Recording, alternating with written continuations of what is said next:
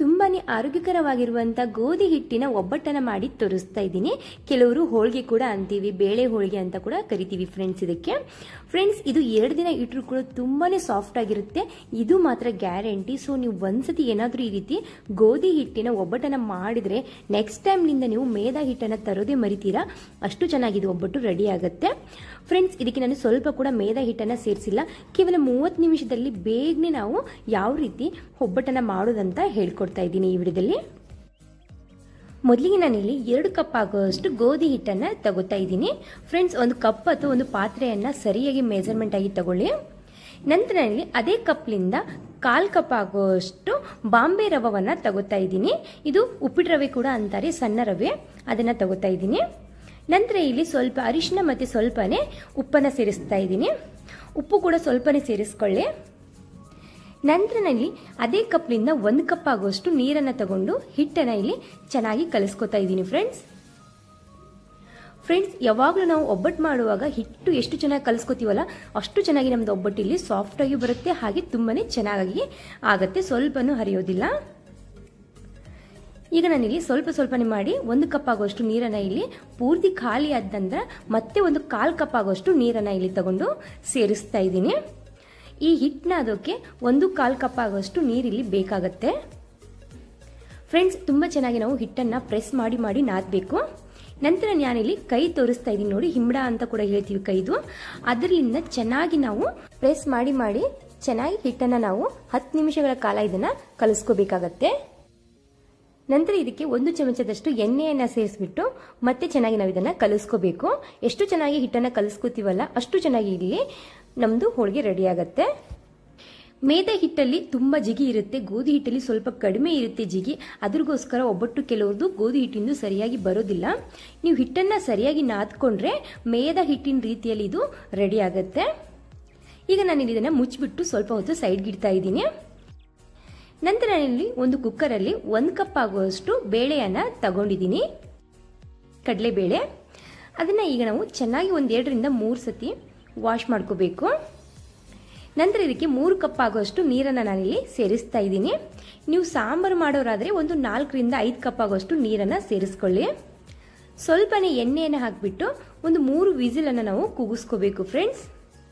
ನಾನಿಲ್ಲಿ ಸಾಂಬಾರು ಮಾಡ್ತಾ ಇಲ್ಲ, ಅದ್ರಗೋಸ್ಕರ ನೀರನ್ನ ಕಡಿಮೆನೇ ಹಾಕಿದ್ದೀನಿ.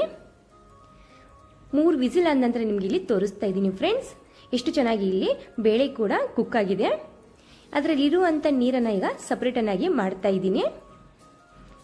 ನೀವು ಈ ನೀರಿಂದ ಸಾಂಬಾರು ಮಾಡೋದಾದ್ರೆ ನೀರನ್ನ ಜಾಸ್ತಿ ಹಾಕೊಳ್ಳಿ. ನಂತರ ನಾನು ಬೇಳೆಯನ್ನ ಕುಕ್ಕರ್ಗೆ ಸೇರಿಸಿ 1 ಕಪ್ ಆಗುವಷ್ಟು ಕರಿ ಬೆಲ್ಲವನ್ನ ಸೇರಿಸ್ತಾ ಇದ್ದೀನಿ. ಫ್ರೆಂಡ್ಸ್ ಇದು ಬೆಲ್ಲ ತುಂಬಾ ಸಿಹಿ ಇದೆ, ಅದಕ್ಕೋಸ್ಕರ ನಾನು 1 ಕಪ್ ಆಗುವಷ್ಟು ಸೇರಿಸಿದ್ದೀನಿ. ಸ್ವಲ್ಪ ಬೆಲ್ಲ ಸಪ್ಪೆ ಇರುತ್ತೆ ಕೆಲವು ಬೆಲ್ಲಗಳು, ಅಂತ ಬೆಲ್ಲ ಆದ್ರೆ, ಹಾಗೆ ನೀವು ತುಂಬಾ ಸಿಹಿ ತಿನ್ನೋರಿದ್ರೆ 1.5 ಕಪ್ ಆಗುವಷ್ಟು ಬೆಲ್ಲವನ್ನ ಸೇರಿಸ್ಕೊಳ್ಳಿ. ನಂತರ ಈಗ ನಾವು ಮಿಕ್ಸ್ ಮಾಡ್ಕೊಂಡ್ಬಿಟ್ಟು ಗ್ಯಾಸ್ ಮೇಲೆ ಇಡಬೇಕು. ಫ್ರೆಂಡ್ಸ್ ಬೆಲ್ಲ ಕರಗ್ತಾ ಸ್ವಲ್ಪ ನೀರು ಬಿಡ್ತಾ ಹೋಗುತ್ತೆ, ಸೊ ಅವಾಗೇನು ಭಯ ಪಡೋದೇನು ಬೇಕಾಗೋದಿಲ್ಲ, ಯಾಕಂದ್ರೆ ಇದು ತುಂಬಾ ಚೆನ್ನಾಗಿ ಡ್ರೈ ಆಗುವವರೆಗೂ ನಾವು ಇದನ್ನ ಕುಕ್ ಮಾಡ್ಕೋಬೇಕು. ಇಲ್ಲಿ 1 ಏಲಕ್ಕಿಯನ್ನು ನಾನು ಕುಟ್ಬಿಟ್ಟು ಸೇರಿಸ್ತಾ ಇದ್ದೀನಿ. ಫ್ರೆಂಡ್ಸ್ ಹೂರಣ ಕೂಡ ಮಾಡುವಾಗ ಮೇನ್ ಇಂಪಾರ್ಟೆಂಟ್ ಏನಪ್ಪಾ ಅಂದ್ರೆ ಬೆಲ್ಲದಲ್ಲಿ ಎಷ್ಟೇ ನೀರು ಬಿಡ್ಲಿ ಅದು ಪೂರ್ತಿ ಒಣಗಿರ್ಬೇಕು, ಅಂದ್ರೆ ಡ್ರೈ ಆಗಿರ್ಬೇಕು. ಆ ರೀತಿ ಆಗುವವರೆಗೂ ನಾವು ಕುಕ್ ಮಾಡ್ತಾನೆ ಇರಬೇಕು. ಬೇಳೆ ಕೂಡ ಚೆನ್ನಾಗಿ ಇದರಲ್ಲಿ ಕುಕ್ ಆಗಿಬಿಟ್ಟು ಚೆನ್ನಾಗಿ ಮ್ಯಾಶ್ ಆಗುತ್ತೆ. ನೀವು ನೋಡ್ತಾ ಇರ್ಬೋದು ಇಲ್ಲಿ ನೀರೆಲ್ಲ ಡ್ರೈ ಆಗಿದೆ. ಈಗ ನಾನು ಗ್ಯಾಸ್ ಅನ್ನ ಆಫ್ ಮಾಡ್ಕೊಂಡ್ಬಿಟ್ಟು ಸ್ವಲ್ಪ ತಣ್ಣಗಾಗೋಕೆ ಬಿಟ್ಟಿದ್ದೆ. ಸ್ವಲ್ಪ ಬಿಸಿ ಇರುವಾಗ್ಲೇನೆ, ಸ್ವಲ್ಪ ಬಿಸಿ ಇರುವಾಗ್ಲೇನೆ ಮಿಕ್ಸಿ ಜಾರಲ್ಲಿ ಇದನ್ನ ನುಣ್ಣಗೆ ರುಬ್ಕೊಳ್ಳಿ. ನೋಡ್ತಾ ಇರ್ಬೋದು ಇಲ್ಲಿ ಎಷ್ಟು ಚೆನ್ನಾಗಿ ಇಲ್ಲಿ ನುಣ್ಣಗೆ ರುಬ್ಕೊಂಡಿದ್ದೀನಿ. ಸೊ ಉಗುರು ಬೆಚ್ಚ ಅಂತ ಹೇಳ್ತೀವಿ ನೋಡಿ, ಆ ರೀತಿ ಸ್ವಲ್ಪ ಬೆಚ್ಚಗಿರುವಾಗ್ಲೇನೆ ಹೂರಣವನ್ನ ರುಬ್ಕೊಂಡು ಒಂದು ಪಾತ್ರೆಗೆ ಸರ್ವನ್ನ ಮಾಡ್ಕೋಬಹುದು. ನಾನಿಲ್ಲಿ ಈ ರೀತಿ ಹೂರಣವನ್ನು ರುಬ್ಬಿಟ್ಟು ಉಂಡೆಗಳನ್ನಾಗಿ ಮಾಡ್ತಾ ಇದ್ದೀನಿ. ನಿಮ್ಗೆ ಯಾವ ಸೈಜ್ ಉಂಡೆ ಬೇಕಲ್ಲ ಆ ಸೈಜಲ್ಲಿ ಉಂಡೆಯನ್ನ ಮಾಡ್ಕೊಳ್ಳಿ, ಅಂದ್ರೆ ಇಲ್ಲಿ ನಿಮ್ಗೆ ಪರ್ಫೆಕ್ಟ್ ಆಗಿ ಹೋಳಿಗೆ ರೆಡಿ ಆಗುತ್ತೆ. ಅಂದ್ರೆ ಸ್ವಲ್ಪ ಹೂರಣನೂ ಉಳಿಯೋದಿಲ್ಲ, ಸ್ವಲ್ಪ ಹಿಟ್ಟು ಕೂಡ ಉಳಿಯೋದಿಲ್ಲ. ಇದೇ ರೀತಿಯಾಗಿ ನಾನಿಲ್ಲಿ ಎಲ್ಲ ಹೂರಣವನ್ನ ರುಬ್ಕೊಂಡ್ಬಿಟ್ಟು ಒಂದು 8 ಉಂಡೆಗಳನ್ನಾಗಿ ಮಾಡ್ಕೊಂಡಿದ್ದೀನಿ. ನಂತರ ನಾನಿಲ್ಲಿ ಹಿಟ್ಟನ್ನ ತಗೊಂಡಿದ್ದೀನಿ ಫ್ರೆಂಡ್ಸ್. ಹಿಟ್ಟು ನೋಡ್ತಾ ಇರ್ಬೋದು ಎಷ್ಟು ಸಾಫ್ಟ್ ಆಗಿದೆ ಅಂದ್ಬಿಟ್ಟು, ಕೈಯಲ್ಲಿ ಹಿಡ್ಕೊಂಡ್ರೆ ಮೇದಾ ಹಿಟ್ಟನ್ನೇ ನಾವು ಹಿಡ್ಕೋತಾ ಇದೀವಿ ಅನ್ಬೇಕು, ಅಷ್ಟು ಸಾಫ್ಟ್ ಆಗಿದೆ. ಫ್ರೆಂಡ್ಸ್ ನಿಮ್ಮ ಹತ್ರ ಟೈಮ್ ಇದ್ರೆ ಹಿಟ್ಟನ್ನ ನೆನೆಯೋಕೆ ಬಿಡಿ. ಸೊ ಟೈಮ್ ಇಲ್ಲಪ್ಪ ಅಂದ್ರೆ ಹೂರಣ ರೆಡಿ ಆಗೋವರೆಗೂ ಮಾತ್ರ ನೀವು ಬಿಡಬಹುದು. ಆದ್ರೆ ಹಿಟ್ಟನ್ನ ಸಾಫ್ಟ್ ಆಗಿ ನಾದ್ಕೋಬೇಕು ಫ್ರೆಂಡ್ಸ್. ಚಪಾತಿ ಹಿಟ್ಟಿನ ಹದಕ್ಕೆ ನಾದ್ಕೋಬಾರ್ದು, ಸ್ವಲ್ಪ ಮೃದುವಾಗಿನೇ ನಾದ್ಕೋಬೇಕು. ಈಗ ನಾನಿಲ್ಲಿ ಇದು ಕೂಡ 8 ಉಂಡೆಗಳನ್ನಾಗಿ ಮಾಡ್ಕೊಂಡಿದ್ದೀನಿ. ಇದು ಕೂಡ 8 ಉಂಡೆಗಳನ್ನಾಗಿ ಇಲ್ಲಿ ಮಾಡಿಕೊಂಡು ಸೈಡ್ಗೆ ಇಡ್ತಾ ಇದ್ದೀನಿ. ಫ್ರೆಂಡ್ಸ್, ನೀವು ಬೇಕಂದ್ರೆ ಎಣ್ಣೆಯಲ್ಲಿ ಕೂಡ ಇದನ್ನು ಡಿಪ್ ಮಾಡಿಬಿಟ್ಟು ನೀವು ಹೋಳಿಗೆಯನ್ನು ಮಾಡ್ಬೋದು. ಆದರೆ ನಾನಿಲ್ಲಿ ಹಿಟ್ಟಿನಲ್ಲಿ ಡಿಪ್ ಮಾಡಿಕೊಂಡು ಹೋಳಿಗೆಯನ್ನು ಮಾಡ್ತಾ ಇದ್ದೀನಿ. ಡಯಟಲ್ಲಿರೋರು ಹಾಗೆ ಎಣ್ಣೆ ತಿನ್ನಕ್ಕೆ ಇಷ್ಟಪಡದೇ ಇರೋರು ಈ ಥರ ಮಾಡ್ಕೋಬೋದು.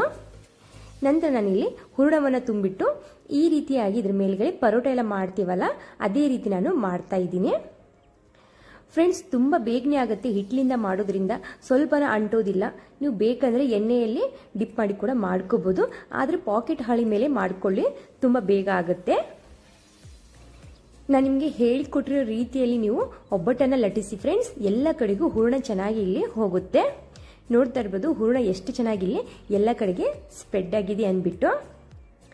ಈಗ ನಾನಿಲ್ಲಿ ಇದೇ ರೀತಿ ಒಂದು 2 ಎಲೆಗಳನ್ನು ಮಾಡಿಬಿಟ್ಟು ಒಂದು ಪ್ಲೇಟಲ್ಲಿ ಇಡ್ತಾ ಇದ್ದೀನಿ.